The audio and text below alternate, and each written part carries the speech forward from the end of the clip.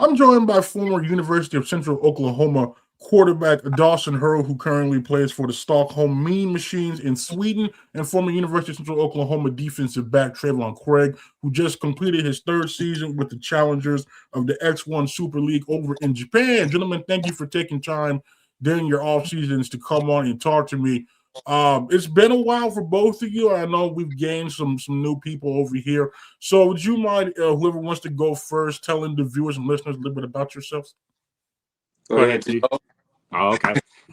So, of course, I started my career at Missouri Southern, played there for 4 years, 2 years redshirt and COVID, and then started there 2 years and came to Central Oklahoma where I finished my career, and then got a call one day and asked if I wanted to maybe go play in Europe, and completed 4 games before I tore my knee over in Stockholm.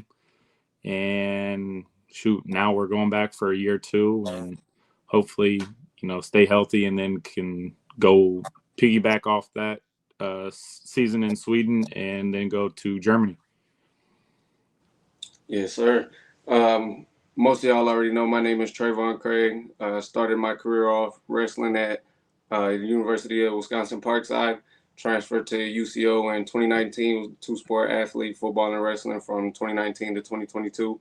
And then, like you just said, I've been out in Japan for the last 3 seasons. Just re-signed for my 4th, so we'll be headed back out there this March. So hopefully everything goes good and continue to get better and progress. Now, what was it about those overseas opportunities? Because I know some people, it's like, all right, if I can't play somewhere stateside, I'm gonna just hang it up because you're going to a new country. You're not familiar with your surroundings, different culture. So, what was it about those opportunities that made you all decide to, like, you know what, I'm gonna just kind of throw caution into the wind and go over there and continue my football career? Shoot, I would say, they pay for their housing, they pay for your flight over there. If you're up for an experience, to get to live somewhere and say that you played pro and then also experience a different culture, I would definitely recommend it. I bet T. Craig would say the same thing. Maybe it's not the NFL, maybe you're not making the best of money, but at least it's a really fun experience. You get to really meet some really good people and make friends for the rest of your life, to be honest. Yeah, most definitely. I completely agree. It's great to experience a new culture. For me, it was my first time leaving the U.S. I'm not sure what it was like for you, but I had never been anywhere before going to Japan. So it's definitely a culture shock at first when you go to somewhere that's not the U.S., but overall, definitely a great experience if you're open to that kind of thing.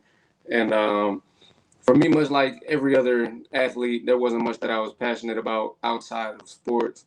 So when I got done with college, I really didn't know what I wanted to get into. And fortunately for me, challengers came calling after seeing my film and everything, offered me opportunities. So I felt like it was something that, after praying on it and talking with my family, that was something I just couldn't turn down. And now, when it kind of comes to that, now, like, is that a thing where they find you, or do you kind of do research, find them, reach out to them? Like, how did that work for you all? Yeah, for me, it was like, really the crazy thing is the internet is such an amazing place. I found a TikTok actually that one of the players that was in that league had posted it. It was kind of going viral for breaking down his contract this season and pretty much bringing awareness to Japanese league football. And I had sent him a message and was like, bro, how'd you get out there? He just told me to hit him on Instagram. The team's on Instagram, so I messaged his team and then the team that I'm on now. I sent my film, my stats for the last few years, and just let them know a little bit about me. And they reviewed it, sent me a message back, hopped on Zoom, and the rest was history from there. But the process can look different for a whole lot of people, like Euro players or, pretty much anything else. Sometimes I reach out to you, but for me, I went to them on social media.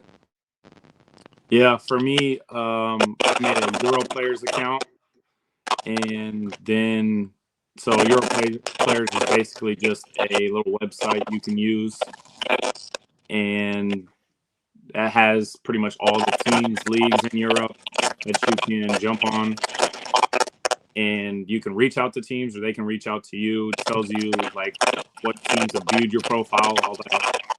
So, I mean, I've been in contact with teams from Italy, Sweden, Finland, Germany, pretty much all over Europe. So then you can kind of narrow down where you want to play, and just kind of listen to contracts, because it's cool in Europe. They all have like different seasons for the most part, so you can play in multiple leagues. Like I almost played to start off my year in Spain and was going to live on La Morca.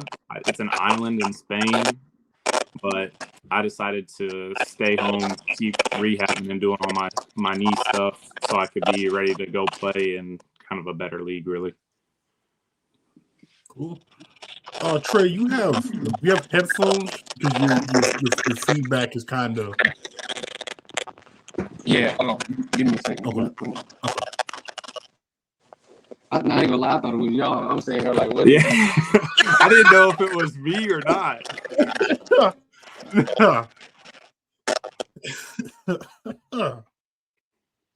Can y'all hear me? Yeah, you hear us? That's better. Yeah, there we go. Okay. Yeah, I learned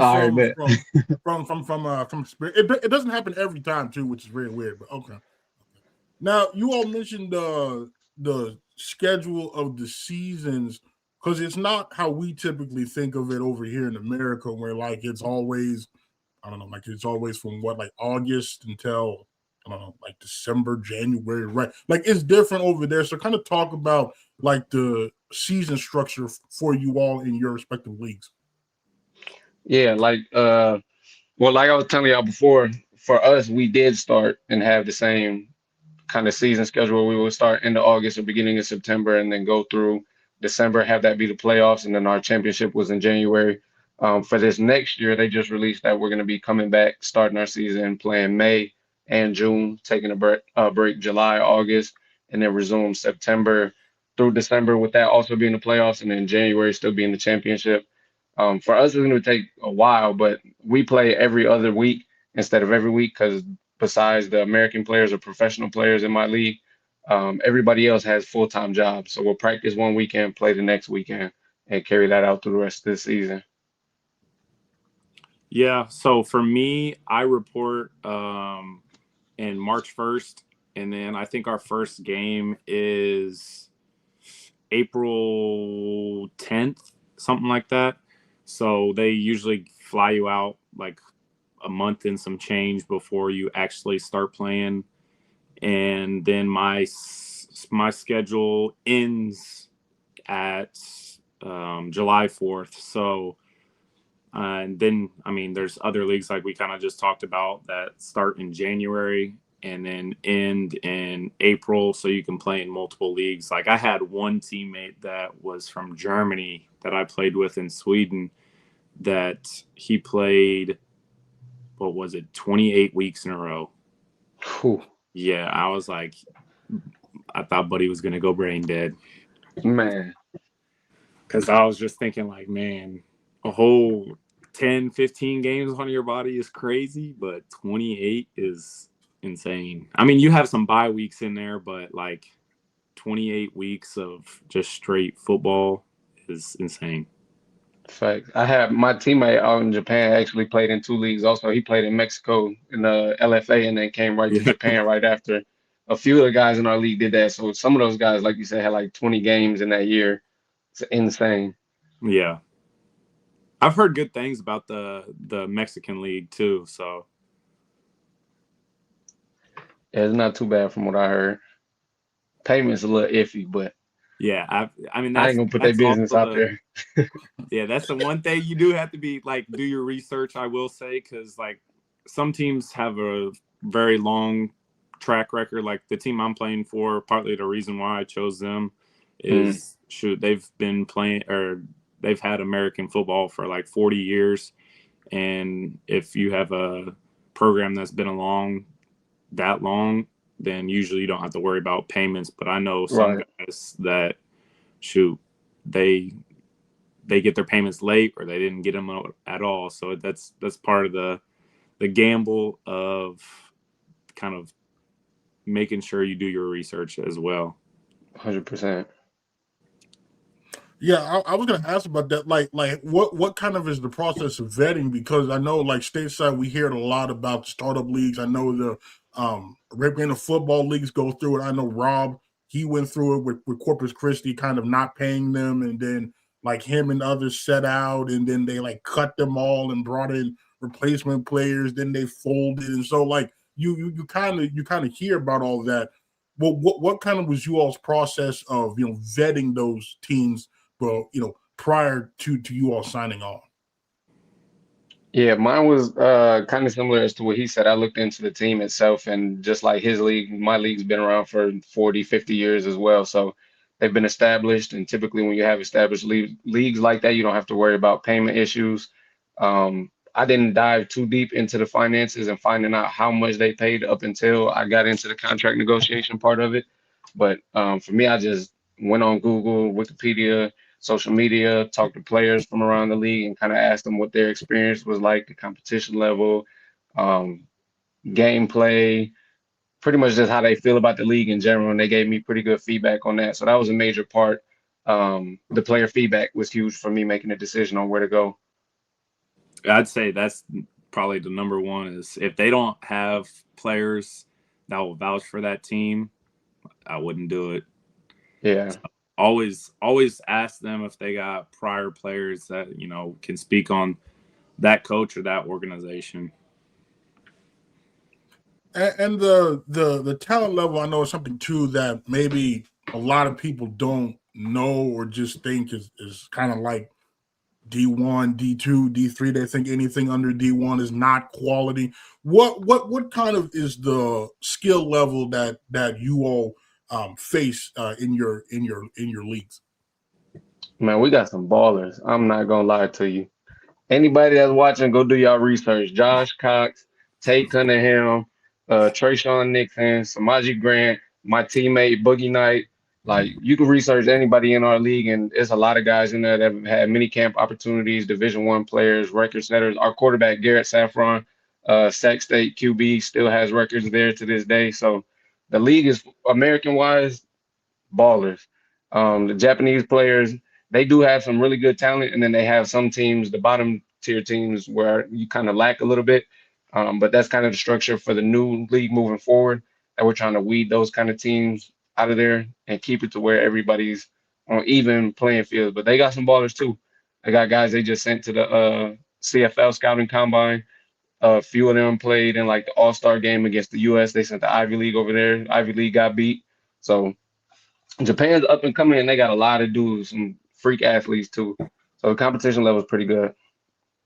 Yeah, I would say kind of the same. I mean, you'll have those guys like one of the best players that I played against this last year. He was a defensive end, played tight end, played receiver for AIK, and he ended up signing to go play for Texas Tech. And so, I mean, you'll have those guys. Some of the guys are, I mean, I think my oldest teammate, of course, he didn't really play. He was more of like a just practice guy, was like 45, 50. But then you'll have some guys that are literally fresh out, like 18. And like I'd say we got one kid on our team that reminds me low-key a lot of TD, and very fresh into the game. He was, I think, 20 last year. Second year ever playing football, and you could see his growth really take off. And I think his goal is to come over to the States and play. And I think he'd definitely be a Division II guy if he did take that path. And now, and I know Tre'Vaughn mentioned that that a lot of his teammates, they have actual jobs. Like when you kind of see that, like over here, it's so. I don't know, like it's just expected that an athlete you solely do athletics, you solely focus on that. But when you see some of your teammates that have a 9 to 5 and then still come practice and film and play and all that, does it kind of does it give you a different appreciation or different perspective on things? Seeing how much other people are kind of willing to go through, I guess, to kind of keep their, dream and wanting to play, going? Yeah, it's definitely something that I take into consideration a lot, and it goes towards my mindset on the way I approach the game, which is I'm very blessed, very thankful. I literally get to live a dream every single day of my life, getting paid to work out and play a game that I love, and not need to feel like I need to go get a job elsewhere. So it's something that I definitely don't take for granted, and me and the other Americans on my team talk about it almost every day, where we're just so grateful and it's amazing that we get to have this opportunity. But then it does also put into perspective how much dedication they have, because they do have families, jobs, kids, like everything, and they still show up, go to the gym, go to the field, show up on game days, and they don't make excuses. They're just extremely hard workers who love the game of football. So it's great to see a group of guys that come from very different backgrounds that just all come together because of the game of football. Shoot, I think he hit that one right on the nail on the head right there. I mean, it's crazy to see, like, us as American imports, we just pretty much do whatever you want all day, work out, go explore, and then of course, like for me, I help with game planning and stuff. T. Craig, you probably help a little bit on the defensive side. But that's like, I mean, and then also coaching the youth teams. That's usually pretty fun, but like that's our responsibilities instead of having to actually get a job. So Right. Yeah, I was gonna say now because I don't know if people are aware, but like I know Tre'Vaughn's league, there's a limit, I think, on Americans per team, and I probably the same way for you too, Dawson. So what is that like, being select group? Like do you feel added pressure? Like do you feel like they're expecting a lot more out of you than maybe the other players in the league? Like, what is that experience like? Being one of a handful of U.S. players on your respective teams. Shoot. Yeah, I think. Go ahead, my fault. Yeah, I would definitely say it definitely brings pressure to you, but I mean, you kind of know that going in since you're American and you're getting literally paid to play. You're getting brought over. So you have a very high expectation to really produce from day one and come in and show that you're a leader and kind of be almost a coach on the field. I mean, they love to learn from us because, I mean, they don't have the same caliber of coaching. Like there's usually one or two really good coaches in the organization, and then the other ones, they don't get the same type of caliber of coaching as we've had since high school. So they're literally so hungry to learn, and any little tidbit of information they want to hear it. So yeah, it's the same for me in my league as well. Obviously there are higher expectations because you are being paid significantly more, and from most players I would say more than the rest of the team is being paid. And we are the Americans, and they look at us like typically we're superior athletes just in general. And I mean, we created the game of football, and we have the coaching that he was talking about. So there's definitely higher standards, but for me personally, I wouldn't say that it's added pressure, because it's just at the end of the day, it's football. So you just go out there and you play. You try to make every play that comes your way, and if you do, great. If you don't, get better and go from there. But I don't feel like it adds any like game time pressure. And I completely agree with the statement that they're hungry to learn. I have guys that are pulling me in the middle of practice or in our one-on-one reps that are asking me for like technique tips or drills to help get their footwork better or coverage, like where are you looking, where are your eyes at, all type of things like that. So it's just great to be able to help those guys. So it's not really much pressure, I would say. And when you all came in as the American imports, what was there any I don't know, was there any like friction from the natives on your team, that maybe I don't know, had like preconceived notions of what an American, how they act, that kind of stuff? Did you kind of face any um like friction with any of your teammates, or did they kind of just welcome you in there with open arms? Go. Oh, Go okay. ahead, boss. I would say they really opened their arms to me. As long as they have good experience and you're just not a complete ass, I would say, then they're definitely going to do whatever they can to help you enjoy your time over in their country, get whatever you need. Help you out in literally any way possible, because then they can use you as a reference and say, hey, talk to this guy. He's played here for the last couple of years. He can tell you everything about the organization. And that's also how they get better Americans and better European players on the team overall. So that's like almost a recruiting metric. It'd be like an official visit almost, but for the whole time you're there.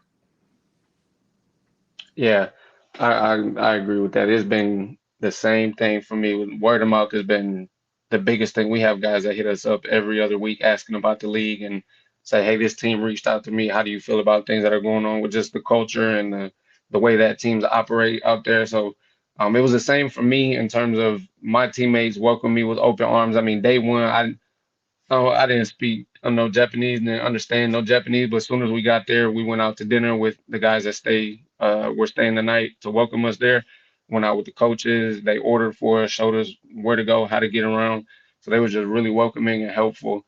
I would say that I have heard that Americans in my league specifically have rubbed people the wrong way in terms of like typically the guys that came from bigger schools feel a little bit more entitled, like they're better than other people or whatever. And sometimes they can come in and give a bad impression, but they've made us aware of that later on after they let us show who we are, kind of. So they didn't stick that to us. It was just like, we'll wait and see who you show us you are. And then once we showed them to be better than what they thought, they were like, oh yeah, we kind of thought it was going to be similar to what the last couple were or whatever. But up front, it was very welcoming, very nice. Yeah, I was about to say that's kind of how it is sometimes they'll have that perceived notion of how like an American is, but for the most part they'll kind of wipe the slate clean and just see what type of person you are, because they know everybody's different.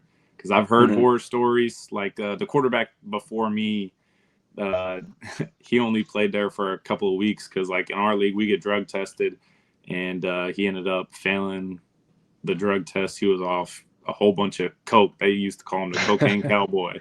So That's crazy. yeah. Hey, question for T. Craig though. How was it for the language barrier when you first got there? Boy, wicked. I'm talking about. I'm hearing them talking. I'm looking at them like, huh? I ain't know not a single word. I ain't even know konnichiwa when I got there. I'm like, oh yeah. Because I never watched no anime. You know, a lot of people, especially in college too, you probably see some of the teammates like watching anime. I ain't watched none of that. So I just got there and started hearing it, and then it was like I was amazed.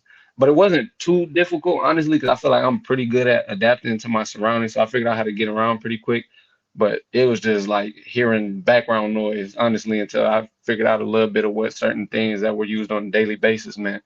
But bro, I'm talking about way different. So How was it for you? I was about to say it's been the good thing about where I went is a lot of them know English, so they'll start out in Swedish, and then I'll be like, yeah, not gonna lie, I don't know what you're talking about. But then they'll be like, oh, okay, you're American. I'm like, yeah. But I know over in Japan, not a lot of them know English because, they don't really care too much. That's why I was more or less asking, do you know any, is your Japanese getting better, or is... Oh, yeah, for sure. Yeah. Yeah, I'm definitely, I ain't gonna say I'm cold, but I'm decent. I'm decent. I understand more than I can speak. My team actually, shout out to Challengers, man. They pay for me to get lessons. So I've been doing lessons for about a year now.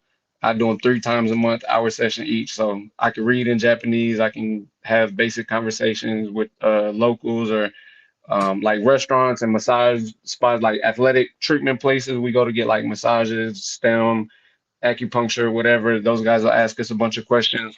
So I've learned how to answer a few of those. Right now I'm getting more into the like speaking proper.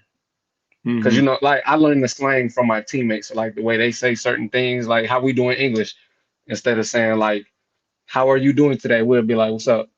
And Yeah. so I learned how to say like the "What's up" version first, and now I'm learning like dictionary versions and whatever, so get a Yeah. better And understanding. then there's way to like address young women compared to old women. And yeah, Yeah, I've heard that there's a whole bunch for all of yeah, that. yeah. They're pretty lenient though. They'll help you out. So they're kind of like they understand English because they take it all through school because English is Hmm. the language of business. So they will understand what I'm saying if I speak proper Hmm. and that like proper structured English.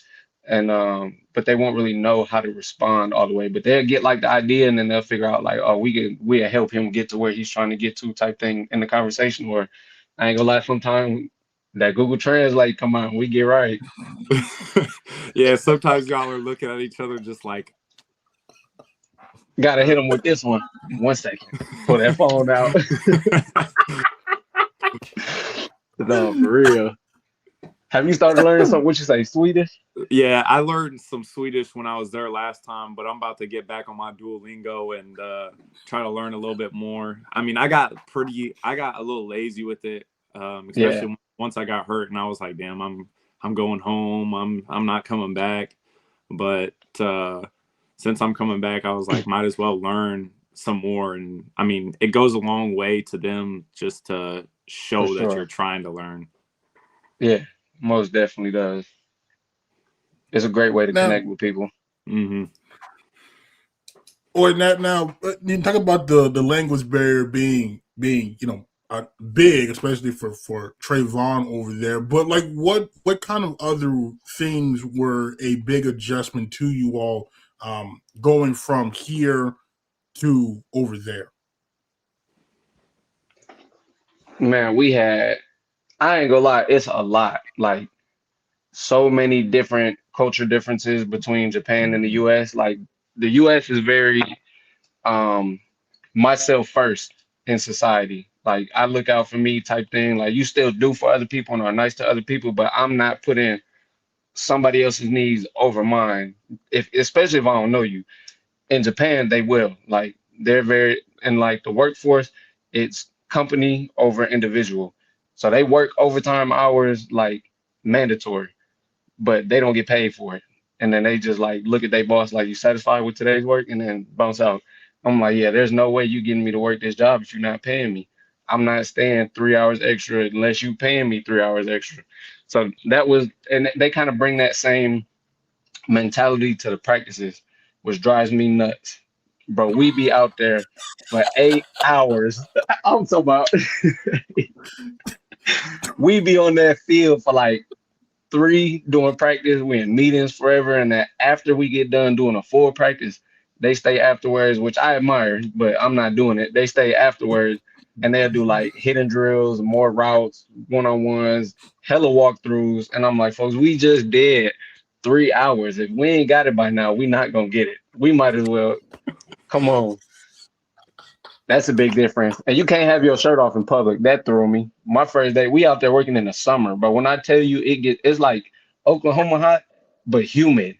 I'm dripping sweat as soon as I get out the shower. That shirt came off. The company workers, we practice in like our practice facility is in a steel factory. We rent the field space in there and they got the locker rooms and everything. So me and my homeboy out on the field, shirts off, hot, drenched. They come out talking about some please put your shirts back on. We like, all right, cool. Put it on. We get an email from the team talking about some. We got a report that there's naked men on the field. I'm like, wait a minute, whoa. it, it was it was just some nipples, and I ain't got no titties. So you know what I mean? Crazy. That's way different.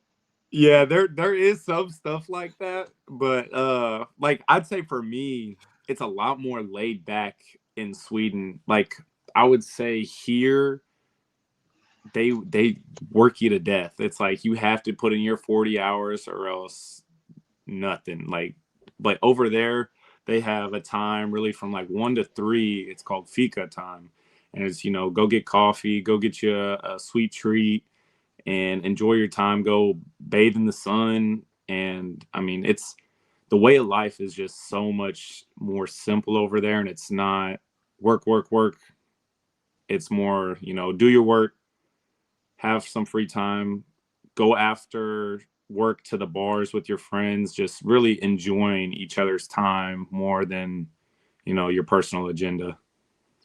Oh, that's nice. That's cool. I have heard that it was something like that over there in European countries where it's like Hmm. work-life balance is super important to Yeah, them. it's actually like that was the first thing I noticed is it's way more of a balance than it is here, and that's, I mean, shoot, wouldn't mind it. No, for real. And now, because now I know, you all, I know you all get paid to just play, practice, stay in shape. So during your downtime, what did you all normally do? But I'm outside. I ain't gonna lie. They gave me a bike. I'm I be on my little bike with it, zoom around the city. We stay in Nagasaki, which is like so Osaka is the big city. I'm sure y'all know about Osaka. We're like 10-minute train ride from there. So I'd be on the bike around the local areas. I go out to Nambo, which is like the super popular tourist area for like shopping or whatever. If y'all ever seen the Glico sign where it's like homeboy that's the running man with his hands up like this, that's Namba right there. So I'll be out there. I'm damn near a native now. And go out to Kobe, shopping, eating, training, just exploring the cities and the surrounding areas. I just be everywhere with it, getting lost and finding my way back home. Hey, that's so real right there. I was about to say, You feel me? I think the first 2-3 weeks I was walking or taking like scooter or the metro bus or train. There was one day I think I walked like 13 miles just Ooh, exploring, just because I yeah. mean it's something new and you just want to see everything. But shoot, you try so many different places. Like I was saying earlier, I was doing my TikTok out there, so I'd have places all over Stockholm hit me up and be like, hey, come try this, let's see what you think.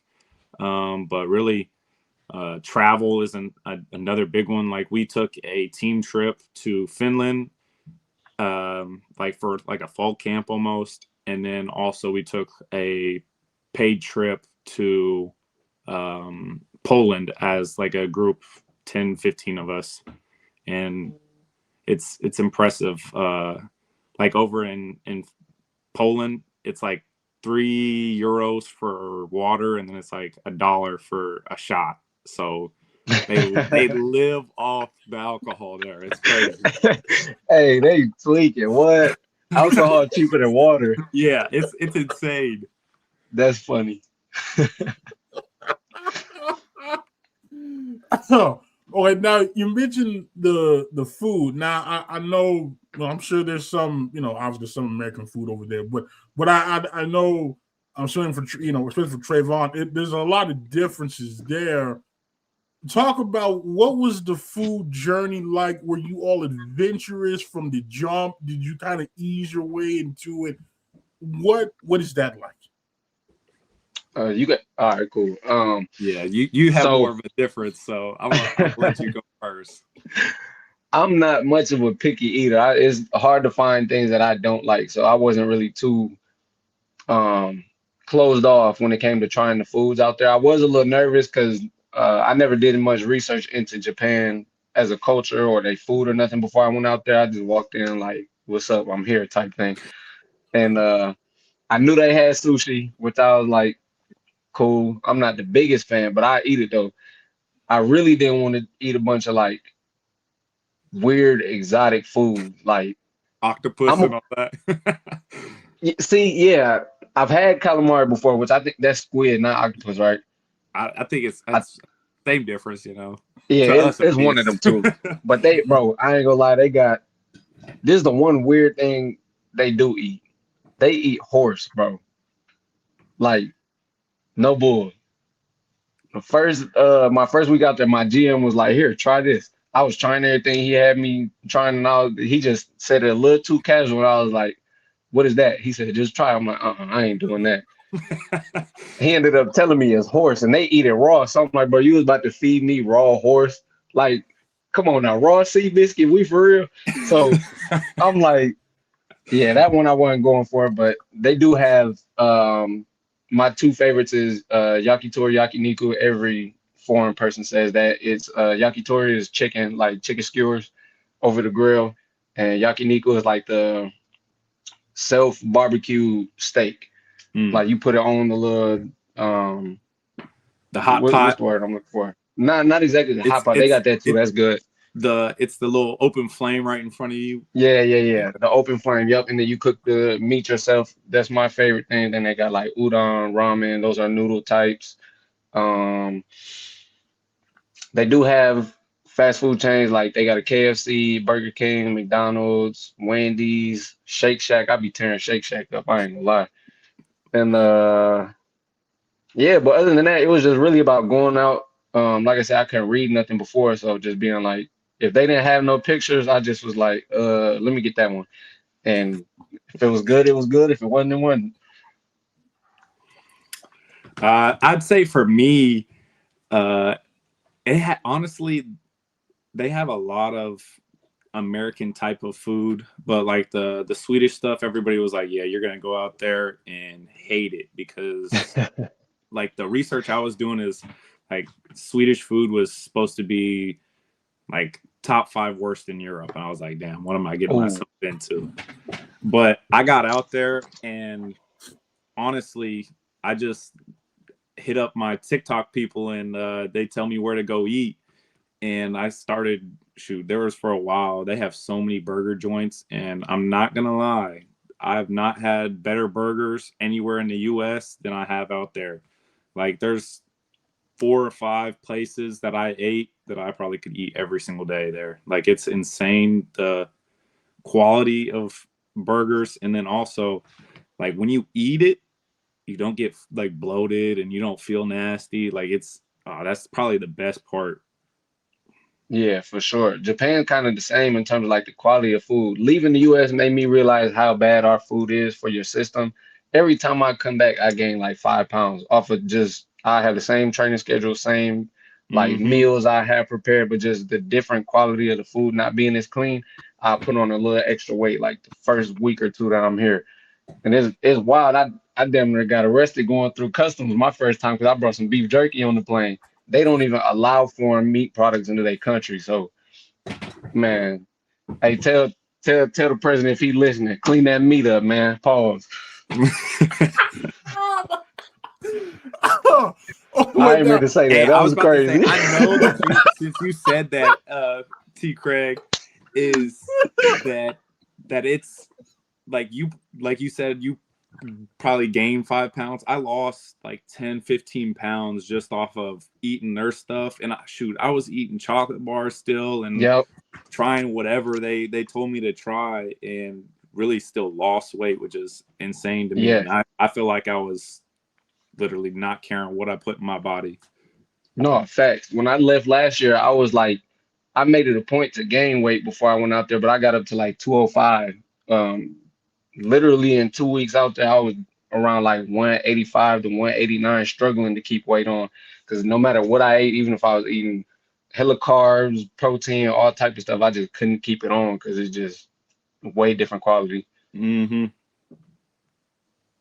now I have to circle back to what one of the things Tre'Vaughn said earlier. Now you mentioned before, if there wasn't a picture on the menu, you would just choose something.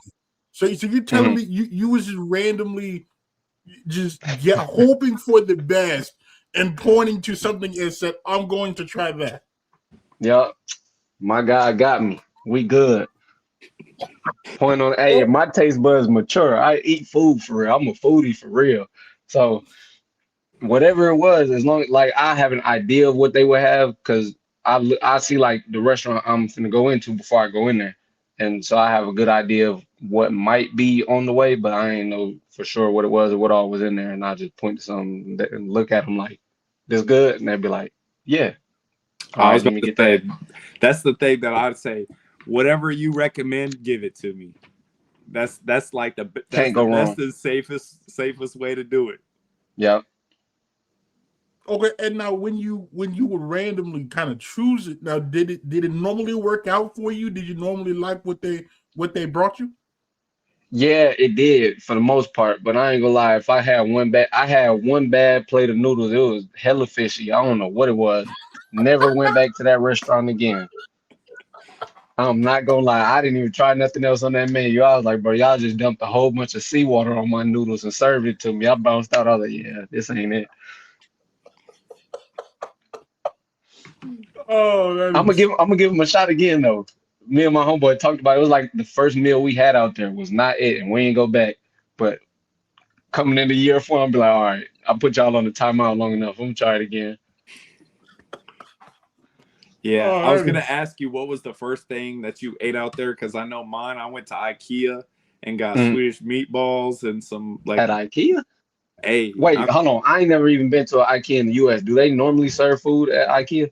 yeah, but like so Okay, IKEA is Swedish, so they have like their own really? food court.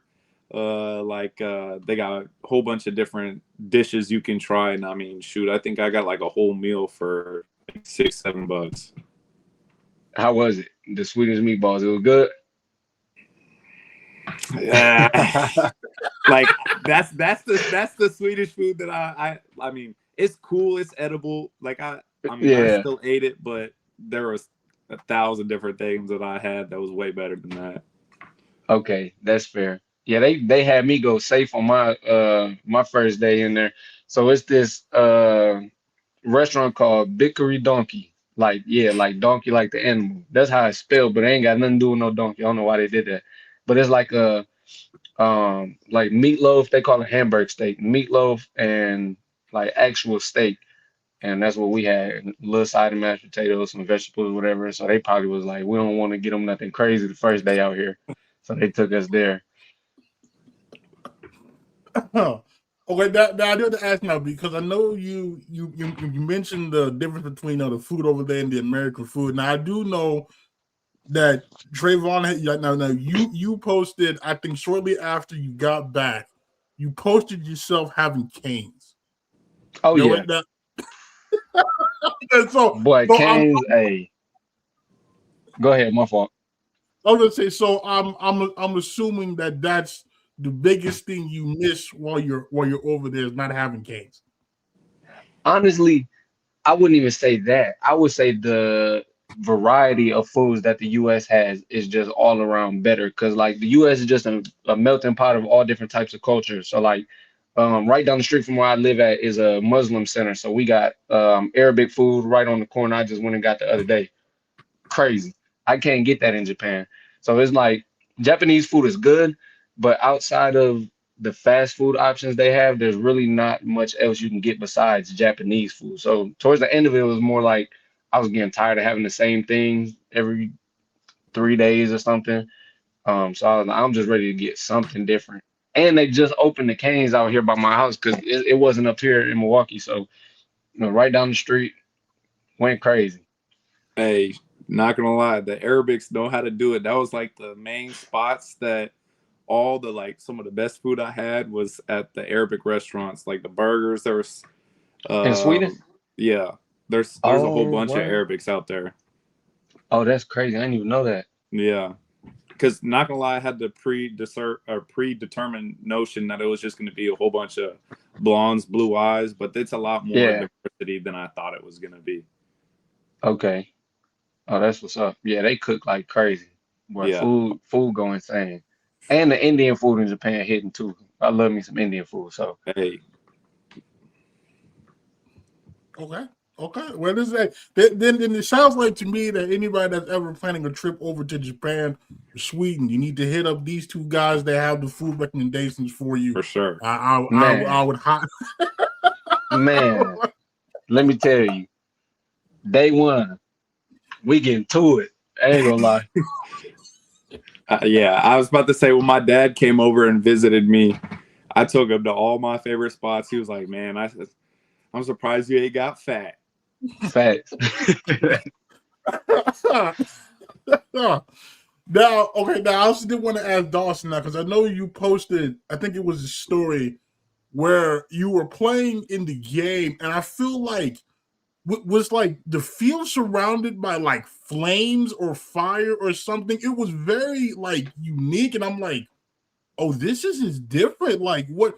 So just talk about what are the atmospheres like over there. Maybe compared to what you all experienced playing high school or college over here stateside. I'm trying to think what you would have seen, but like, so what's weird about our arena is they have a sport called Bondi. Bondi is like a mixture of ice hockey and soccer. And so our field has plumbing underneath of it that they pretty much make our football field a ice rink. So that could have been it, that what you were seeing. But so they pretty much freeze the whole field and they have Bondi games on there. And then after like after their season, they de-ice the field and then we have our football games on there. But for like if it's a rival football game, usually you'll have a decent little crowd, but nothing like normal American football. But I've heard in Germany that like for their championship games, they have like 50,000-60,000. So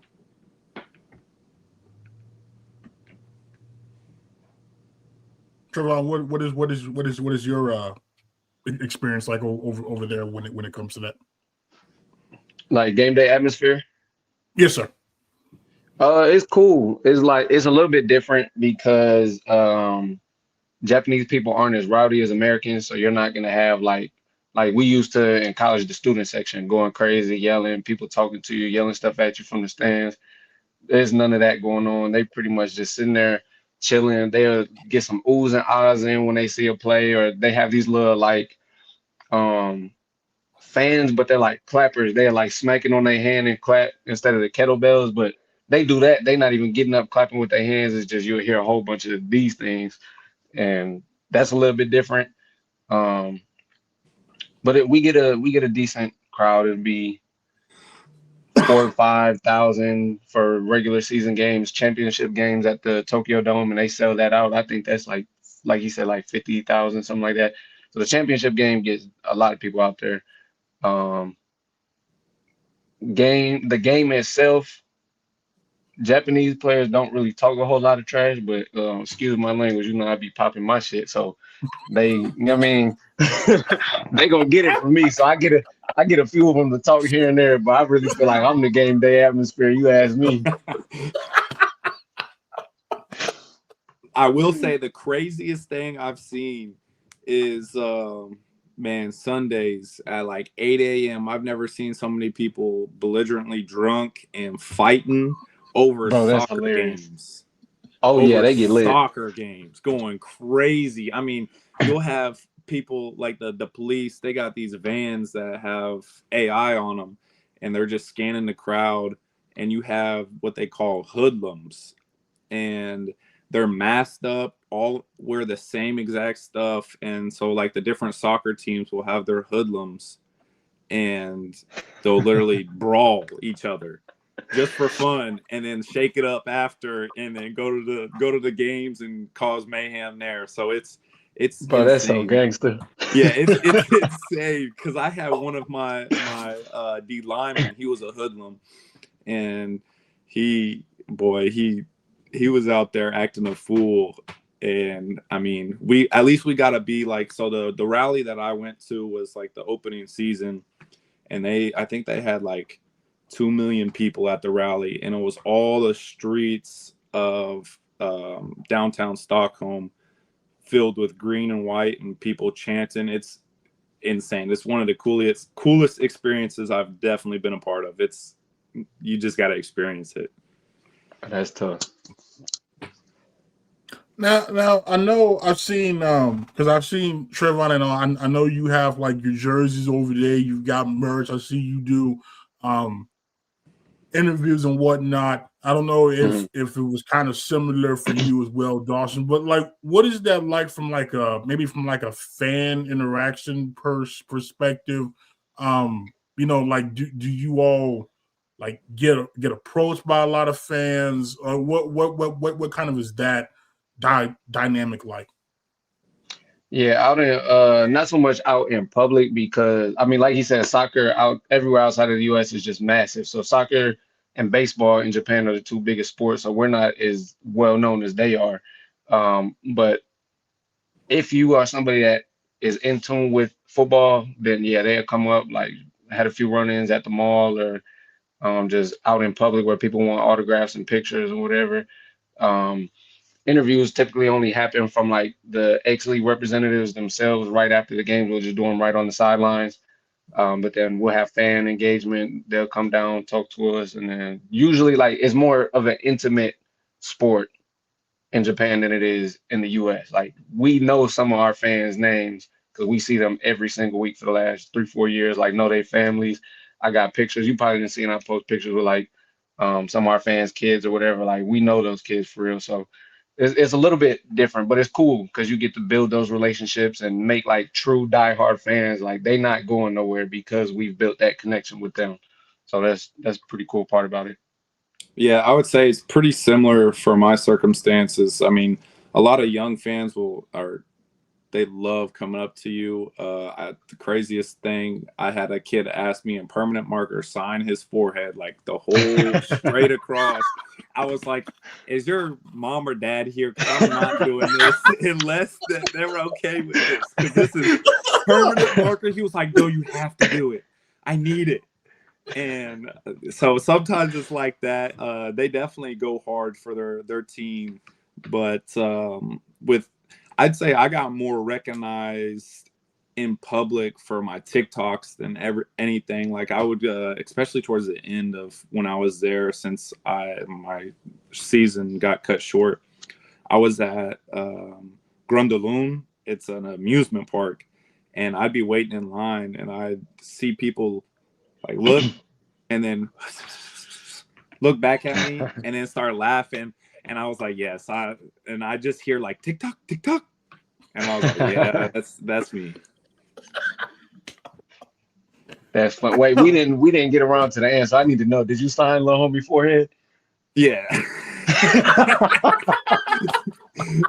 It was a permanent marker straight across. I was like, man, either their parents are gonna be pissed or they're just gonna be like, oh, it's normal. Dog, that's amazing. Oh, that is okay. Wait, no, but now, how much pressure though did you put on yourself to make sure that was the best signature of your life? Oh man, I was going so slow and he kept moving and stuff. I was like, oh Lord, this is gonna look terrible. So I mean, but it was fun. After I was done, he was running around like this and showed everybody. So it's a cool experience for sure. Yeah, that's awesome. And when you all have moments like that though, what does that mean to you all, when you kind of see the joy that you might bring those kids or those fans that you've gotten to know over the years. What does that kind of mean to you all? You guys said that one first, boy. I would say, I mean, it's really special because, I mean, T. Craig probably thought the same thing. College was going to be his last game, and being able to keep giving back to the game that's gave so much to us it's really special. And I mean, I don't know how it is for you. I coach for my junior program and training quarterbacks and do all of that. So, I mean, really just giving back and seeing them ask a million questions and get so excited to see you. It's truly special. Yeah, for sure. I'm on the same page as you. I don't coach. We do have a junior program as well. We don't coach that one, but we do go to elementary school in the community like every other week or so, and we'll run like flag football and drills for those kids. So we get to build those relationships there too, and it's just awesome to be able to see the excitement and the young kids. Like they get to feel that feeling I felt the first time I met a professional player. So that's kind of something I always keep in mind. Like try to leave a lasting impression on those kids, just like the high school players, college players, NFL players that came back and like kind of shaped my love of the game.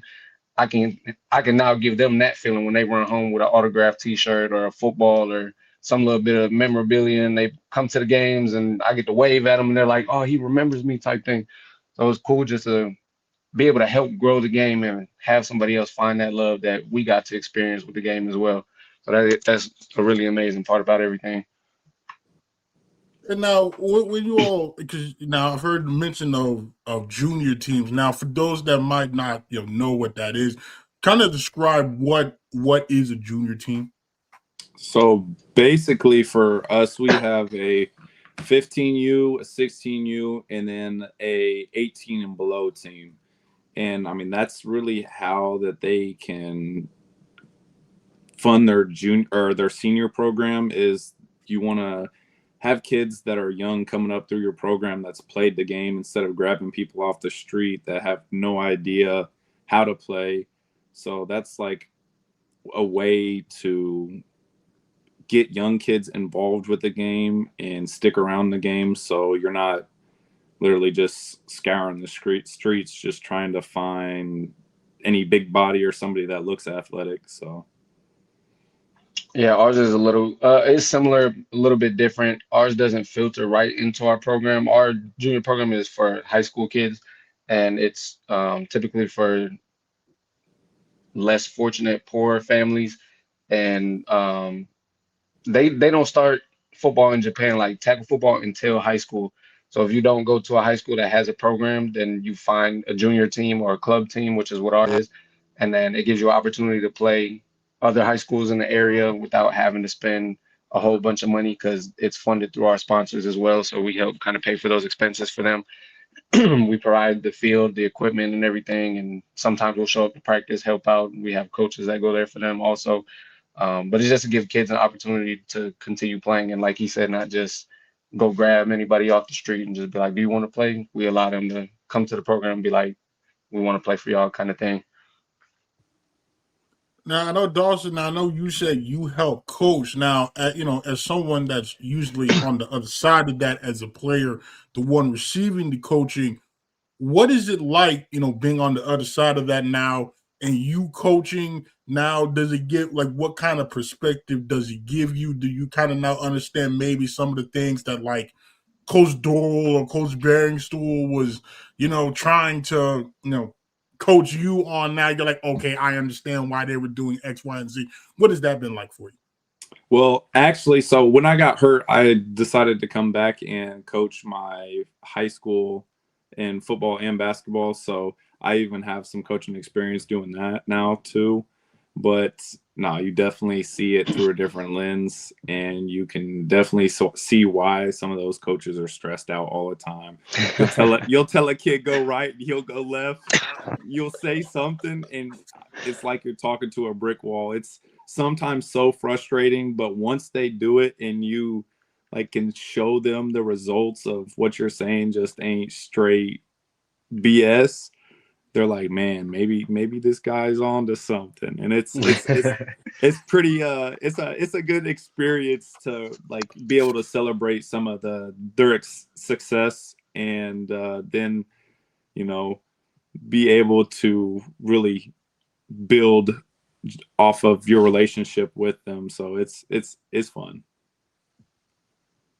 And now I know both of you said that you're kind of involved in the game planning. Now, is it different than what you all were kind of doing at UCO? Like, I know you weren't actively involved in the game planning part itself, but the preparation, the film, things of that nature. Is it any different than what it was for you all in college? Is it about similar, or is it more intricate? Kind of, what has that process been like? For me, I give a little bit more input in my league now than I did in college because, as both of you know, we have people who are designated for watching film, breaking down the game plans, and are really more in detail and teaching you things. And out there, I'm more of helping teach the scheme rather than being taught.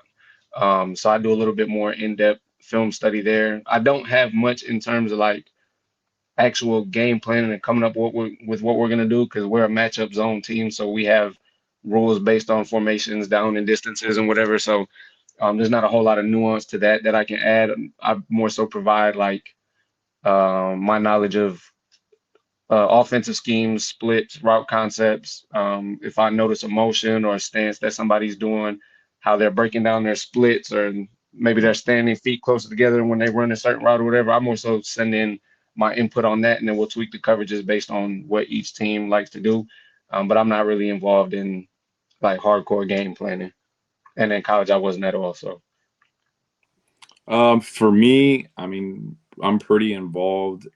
So for us, I mean, I have to break down film. I usually do coverages and blitzes, and then like the other imports will do fronts and stunts.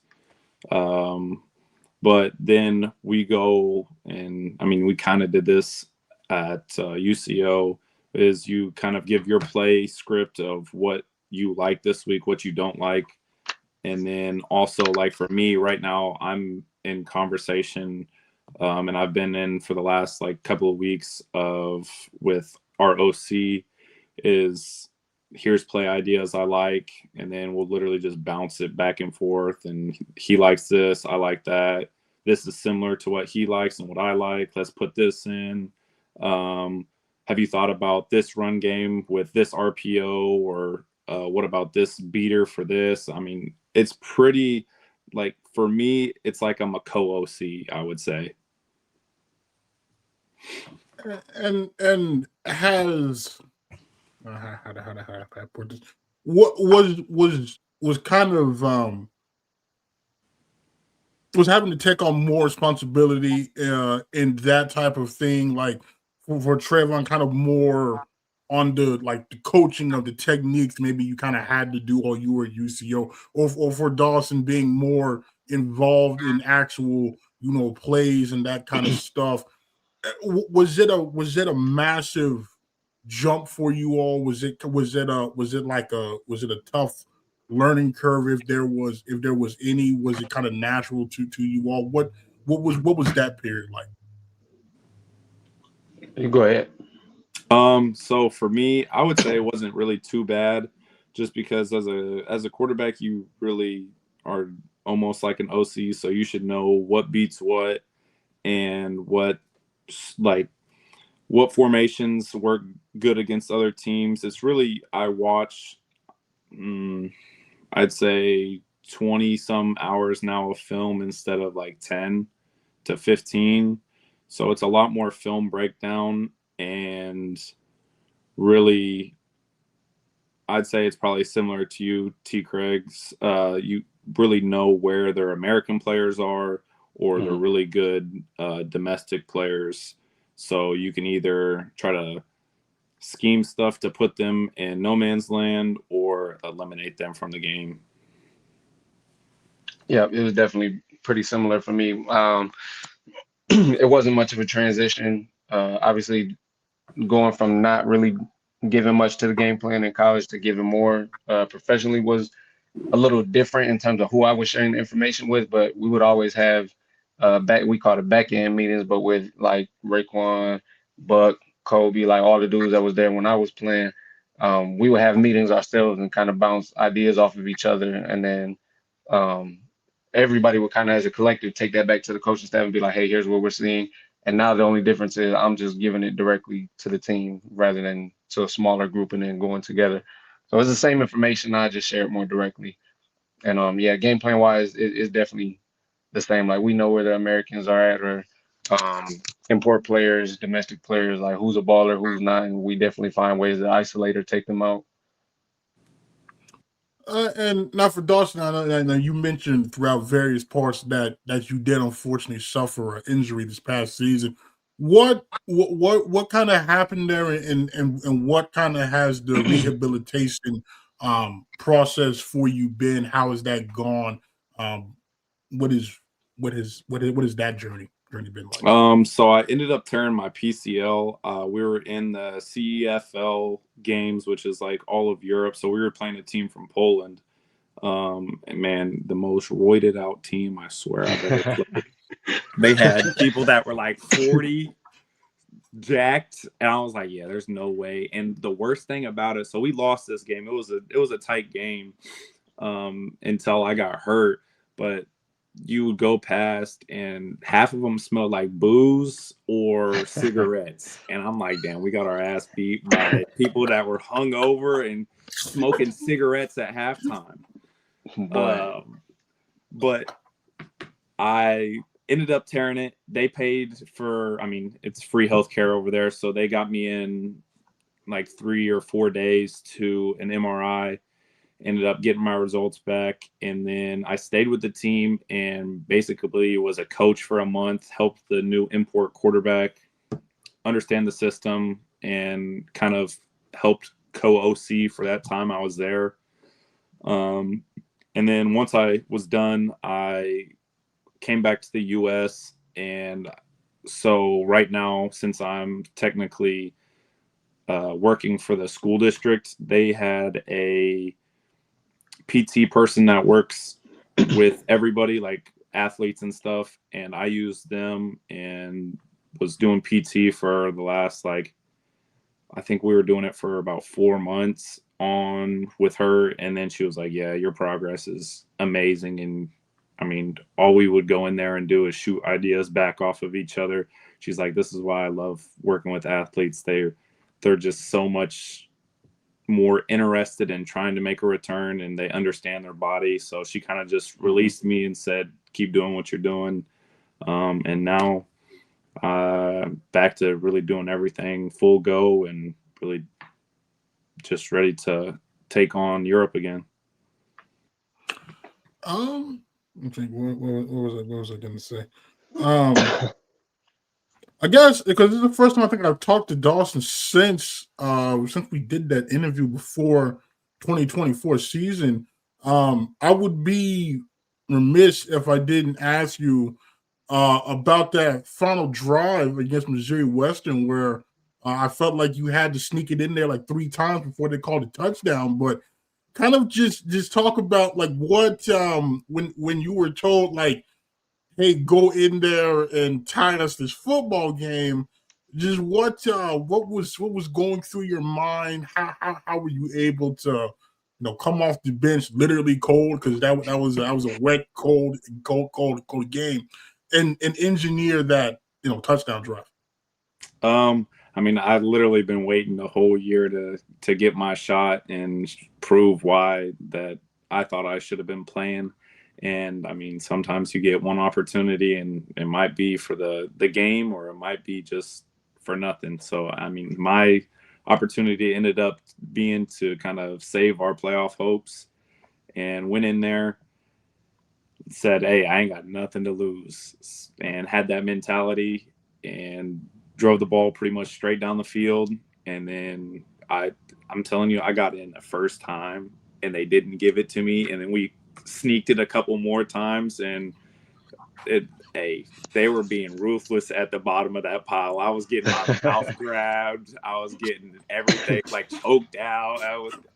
Because I mean, shoot, that was going to be their biggest win of the year right there if they would have got it. But then getting the same opportunity to do it the next week was just, it kind of brought joy back to it, because it was definitely a rough season to go through, when I definitely thought I was going to be named the starter and ended up not. So yeah, and I was gonna ask too, because I mean I feel like it would have been really easy to kind of pack it in there. What kind of made you stay the course and stay ready? Because when I talked to Jed, I mean he was nothing more of like, yeah, we're not winning the MIAA if Dawson's not there to step up when I wasn't playing my best. How were you kind of able to still stay ready, stay present, and go out there and execute when your number was called? So actually at the time I was already signed to come play over in Sweden. So that was part of the, drive to keep going, because I knew there was more football after that. But I'd say that senior class really knew kind of what I was going through. And I don't know how many texts they would send me saying, hey, I know when you get your opportunity, you're going to make the most of it. And even Jet, I mean, me and Jet lived together for a little bit, and I mean, we supported each other all the way through. And I mean, he was as happy to see me succeed as I was to see him succeed. And we both had a big part in earning that ring. So I literally have nothing bad to say about that last year. It was a crazy experience. We'll just say that. And in the Tre'Vaughn, I don't know if I was able to tell you this. I think I saw you at the spring game. Yeah, I saw you at the spring game. But I wanted to take time and tell you, like I told Dante, P. Scotty, was Raekwon, JB, Marlo, all those guys that were there in 2022. That like I'm glad that you all's like you all coming back and buying into that new regime in 2022 when you all really didn't have to, and the way you all responded throughout that season. You know, we lose that first game 35-0, and then it's looking all bleak, and then you come and you have that great win over Emporia, right? You were able to have that wire-to-wire win over Northwest. You had the winning streak. You had the dominant performance against NSU, and then, you know, with really nothing but pride to play for at that final game, you all won. And I always go back to saying, like, we don't win in 24 if it wasn't for you all, because everything you all did in that season, you know, showing how to overcome, you know, a disappointing setback, you know, showing we can compete and win a game against top tier teams in this conference, showing when we're clicking on all levels like we were against Northeastern State, the true potential of what the team can do. And then you even go down to Senior Day where really there was a winning record on the line, which obviously is big, but there was no rainbow at the end of that. And the way you all fought for each other to get that win, I thought everything we saw there, we saw in 2024. And I pointed out the fact that, like, a lot of the key guys there, you know, Kobe, Dylan, I'm trying to think, like Zane, Hunter, you know, Jake, Ridgeway, TD, like a lot of those guys were you all's underclassmen. And so I thank you for how to put this? I thank you for I guess showing them, you know, showing them what a UCO football team is supposed to be. We don't quit, we don't pack it in, we keep fighting. And so when at that playoff game, when like I could tell that P. Scotty and Raekwon and Dante and them, they felt like they were like they had let somebody down. Like, I'm trying to tell them, like, no, like, we're not here if it wasn't for what you all did. And so I just wanted to thank you because, you know, you, Rob, Mike, Dante, JB, Jason Harris, Vaughn, I think Francisco, Jordan LaVue, right? There's only like 9 of you guys. And I give you credit because, you know, like, you all didn't have to use that extra year of eligibility. You could have used it elsewhere, you know, but you came back, you bought into a new regime, and, you know, it helped, you know, guys like Dawson at the very end there, you know, get us over the hump. So I thank you. And I didn't get a chance to tell you this, but you know, I appreciate it. And I know a lot of those guys, you know, you talk to them, it's the same thing. You know, they said that they appreciate it. I know Coach Doral does too. And so I thank you because you didn't have to do that. So yeah, I appreciate that, man. I mean, it means a lot. It really does. It's great to hear that, you know, our careers had an impact on not just each other, but the program as well. And that's really what we do it for, is for the brotherhood. We felt like we owed it to each other, to the new coaching staff that came in, give them a chance. They gave us a chance as well. The fans like yourself that have been there with us the whole way. And man, we just had nothing. We had nothing to lose. Like he said, when he got his opportunity, we had nothing to lose and everything to prove. So I'm glad that it's helping other people out to be able to see what we were able to do.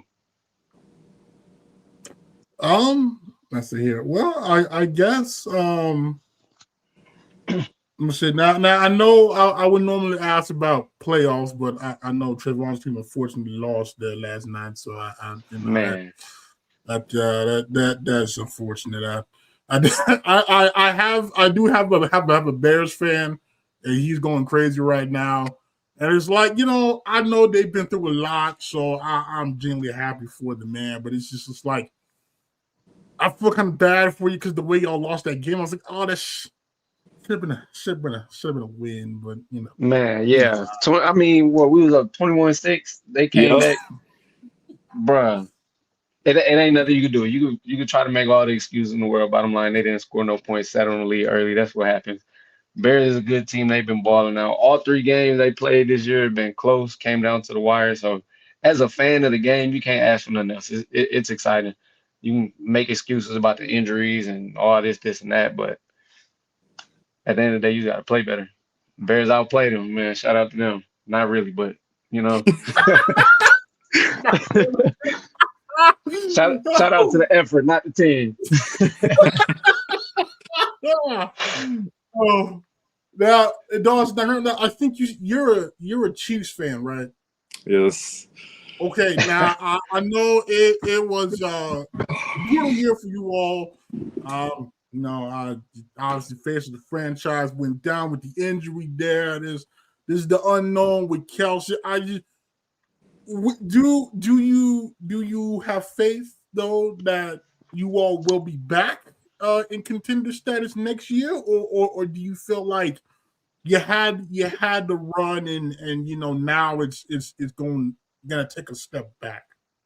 I mean, with Mahomes behind center, there's always going to be a chance. But next year, I don't know how much of the season he's going to miss with the ACL and everything. So I don't know about next year, but 2 years from now, once he's healthy and going, I think we'll be all right. Yeah. Okay. And Mahomes, we trust here.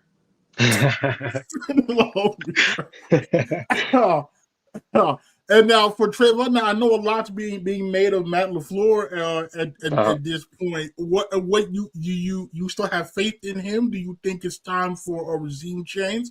What are your thoughts there? I really haven't put too much thought behind it. I mean, he's a good coach. Obviously, he's proven that he's capable. You just gotta find the right players, the right coaching staff, get it all into alignment, and see what you can do from there. I feel like the league is super cutthroat. Like if you're not winning a Super Bowl or getting there, getting good playoff wins, you out the door. So I don't know what his future gonna hold. They was talking about a contract extension last night, but I think they were supposed to. I think they put the meeting on hold because the playoff went the way it did. But I wouldn't be surprised to see him come back. I mean, it's hard to get quality wins in the NFL. It's the best league in the world. So I got, I got faith in him, but we'll see. Yeah, I was gonna say. I mean, as a Steeler fan, obviously much been made of Mike Tomlin. I won a playoff game in like 6 years and all this stuff. But I keep telling fans that when I'm gone, like you do realize we could do a whole lot worse. Like, man hasn't had a losing season, so say what you will. I mean, I get the frustration. Yes, I ideally would have loved to win a playoff game, in the last 6 years, but we also haven't had the best roster. We're also usually at the end of the season starting guys that were on practice squads the week prior, and we're like a wild card going into Buffalo or going into Kansas City, with the quarterback that could barely throw a 10-yard slant. But I don't know what we're necessarily expecting here. So, I always feel like there's two sides to it. It's like, okay, yeah, I get the frustration, but also look at, I don't know, Cleveland, or look at other teams that have been through a variety of coaches. Look at the Raiders. You know what I mean? Like I feel like you could do. It could be a lot worse for you. Could be a lot worse. Man, they dragging them coaches through the mud right now. Oh my goodness. I feel like it's got to be a management thing or like somebody higher up than the coach, because that boy Stefanski done won 2 Coach of the Years and they didn't told him he wasn't good, got him up out of there. Like I said, obviously we seen what went down with Shador and Gabriel all year and whatever. That was kind of questionable, but like homeboy can coach. That's just the fact of the matter. So they be cutthroat. Same thing over with the Raiders. It's got to be the owners, bro. Got to be. Yeah, they are really just letting Carroll have it there. Yeah. It's so bad. Like he wasn't the same coach that was over there in Seattle going crazy. I know. That's what I'm saying. They literally had the worst offensive line possible. And bro, Genty was still doing his thing. Man, I had him on fantasy this year. He'd have those games he'd pop off, but boy, having almost every yard after contact that's not a way to win. Bro, that's wicked. They could have put me on that O-line. We might have got a little bit better. Well, I'm about 195 right now, 198 somewhere in there. I ain't gonna do a whole lot with nobody, but I'll put a hand on somebody. Well, that's what I'm saying. I was like, I don't know what you wanted Pete Carroll to do. Like you hand him one of the worst rosters in the league, and it's like, okay, go ahead and lead us to the playoffs. Like, what do you want the man to do? Like, you don't give him time. You give him 1 year. You brought him in to supposedly stabilize the franchise. You got Genty and be all right. That's all that they gave him, and they gave him Jameis Winston Jr. throwing 20 and 20. Man, I don't know what they was expected. What they say, here go baby Sanders, get right. Yeah. Baby Barry Sanders. I was like, well, I don't understand. Like, you brought him in to stabilize the franchise. You give him a year with no talent, and then you fire him. And I'm like, oh, okay, I don't know what you thought he was supposed to do with that. Only had like 2 players. Man, I ain't gonna lie. Some of these people that's running these teams and leagues is not very intelligent. No. They just got a whole lot of money and a whole lot of do whatever the hell they want going on. It's I always say it's tough, but you could always be a Cowboys fan. And I feel like as long as I'm not a Cowboys fan, I'm doing good in the world. That's the way I look at it personally. Yeah. Hey, next year's their year. Next year. Yeah. Hey man, the next 5 the year. Why not?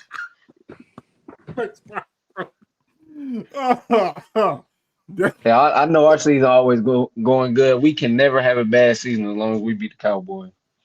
That's how I know we ain't just trash. Shoot, I can't say nothing. We lost to them this year. Well, they have usually 1 quality win a year, just enough to give people false hope. Like, you see, they be so and so. See, this is why they're a contender, and you're like, no. See, you're forgetting the star on the helmet. See, that doesn't apply in the postseason. As Tre'Vaughn knows, when they ran on them in Jerry's World, which was hilarious. I did not watch the game because I knew that they were going to lose, but. Someone had texted me asking had I watched the game. I was like, no. You might want to turn on the game. And I saw the score. I'm not going to lie to you. I was on the floor laughing in pain. I didn't think it would be that bad. But we had our best belt on. Light skin belt looked like Michael Jackson. Beating them like Billie Jean. Come on now. I was like, I felt bad for like a split second. Like, dang. I normally enjoy when they lose, but I kind of feel kind of bad for a second here. Like, you're at home, you have momentum, and it's just turning that bad. I was like, that's them kind of games you call a Cowboys fan up, put on speakerphone and don't say nothing. Just listen to the tears. It was bad. I don't know how it got like that. Well, when they panned to those crowd shots, though, every time I just died laughing. I was like, well, Bro. you thought you was gonna win okay. I don't oh, that's tough. Well, I guess before I let you all go, you have any advice for any players that get an overseas offer or considering playing overseas? What would you tell them about what they could expect or why they should consider it? Oh, you go ahead. Okay. I would say definitely do your research.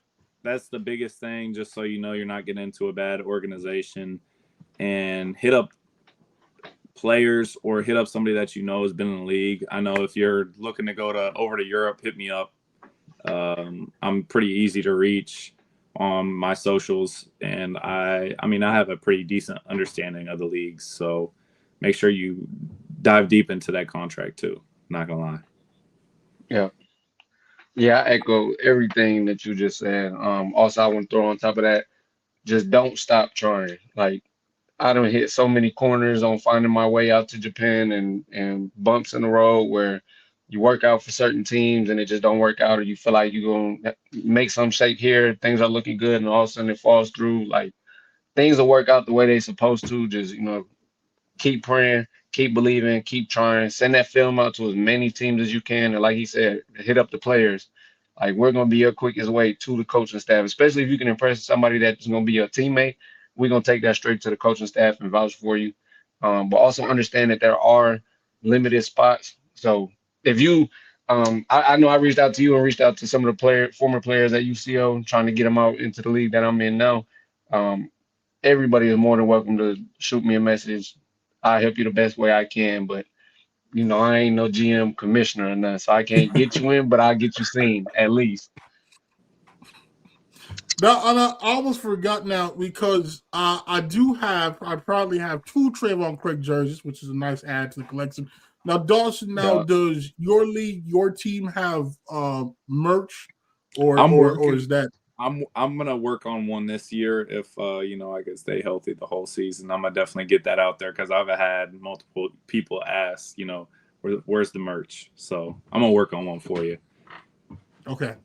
And I asked that as someone who's also been requested for years now to we need merch, and it's kind of daunting. You're like, okay, I get that, and I see that.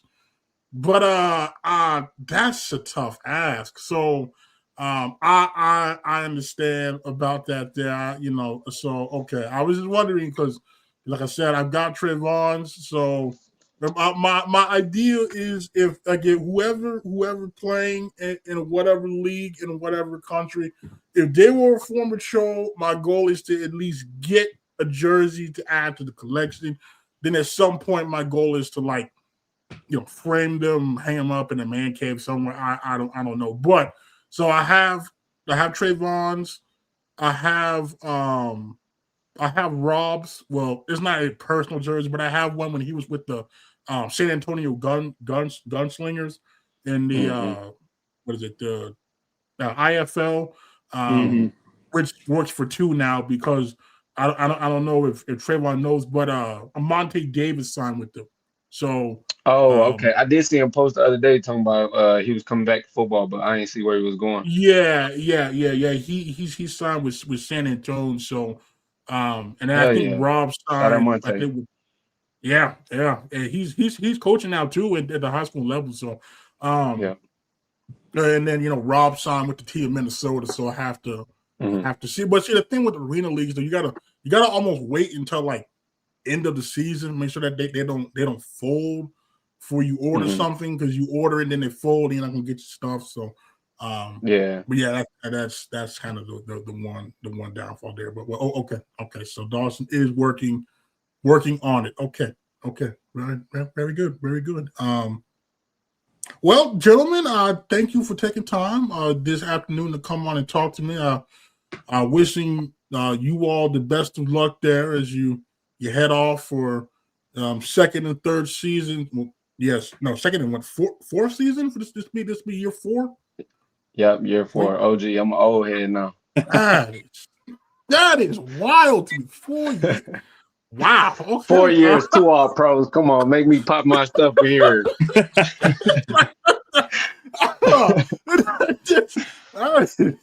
That's wild. Okay. Second and fourth years respectively. So I'm wishing you all safe travels back.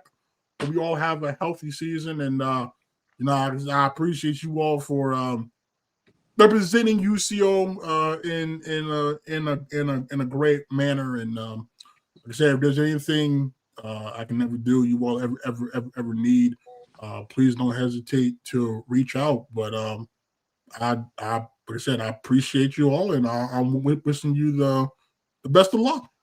Appreciate it, man. Hey, and always sir. roll them Chos. Roll Chos, baby. Hoods up. Crazy, man.